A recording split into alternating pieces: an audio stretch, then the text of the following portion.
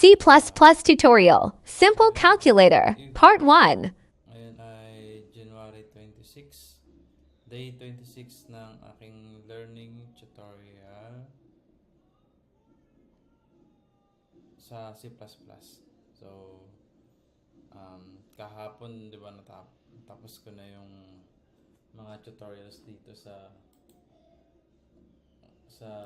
ano niya, sa W3 schools, yung mga topics. So, ngayon, ano yung gagawin ko? So, okay, tara, start tayo. So, siguro, yun nga, sabi ko kahapon na gagawa tayo ng simple program.